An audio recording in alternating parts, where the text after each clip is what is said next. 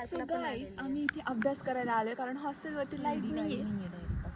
आमच्या हॉस्टेल मागे लाईट नाहीये आणि 3 वाजता अभ्यास करायचं सोडून ह्या पोरी डिस्कस करताय की कोणती बस कुठून किती वाजता येते.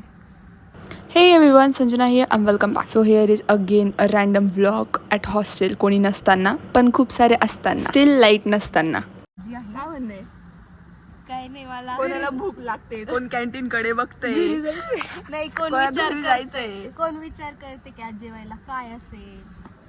आणि इकडे सकाळपासून खाली आल्यापासून हे घेऊन बसलोय बघा. पेज झाले याच्यातून फक्त 2 पेज वाचले आणि बाकीचं मला असं वाटते का की जर ह्या स्पीडने गेलो तर एक्झामचा पण पुढे 6 महिने लागतील. 100%. समोरच्या हॉस्टेलमध्ये लाईट आहे कारण तिकडे इन्व्हर्टर आहे, पण आमच्या हॉस्टेलमध्ये लाईटच नाही कारण आमच्या इन्व्हर्टरची चार्जिंग संपली. श्रीरामपूर कारण लाईटच नाहीये ना म्हणून चार्जिंग संपली. दिस इज द रिअल स्ट्रगल. मुलगी प्लॅन करतेय कधी घरी जाईल परत. मी 7 तारखेला जाणार आहे. जे की कालच ती हॉस्टेलवरती आली आहे. थोडी लाज लज्जा शरम काही वाटू दे असं माझं म्हणणं आहे. 1 महिना राहिलाय, कम्प्लीट 1 महिना बाकी एक्झाम. एकदाच होतं. युनिव्हर्सिटीची एक्झाम आपण किती पण टाइम देऊ शकतो नाही का.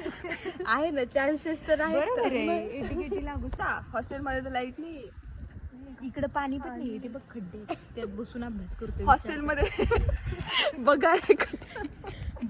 बघा हे हॉस्टेलचे खड्डे, हे हॉस्टेलचं पाणी.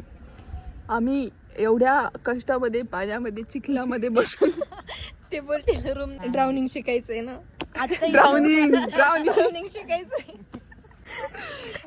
सो आता बाहेर पण अंधार झालाय त्याच्यामुळे आम्हाला परत हॉस्टेलमध्ये पळावं लागणार आहे. सो आता बघा काही पोरी फोन वगैरे चार्जिंग करून घ्या, व्हिडिओ नका काढू.